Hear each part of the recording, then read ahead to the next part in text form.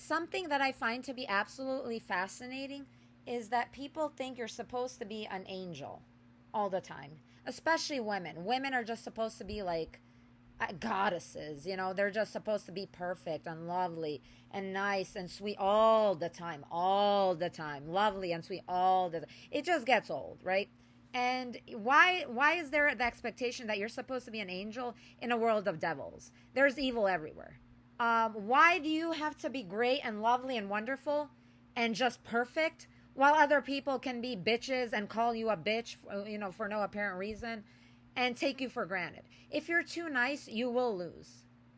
You will lose.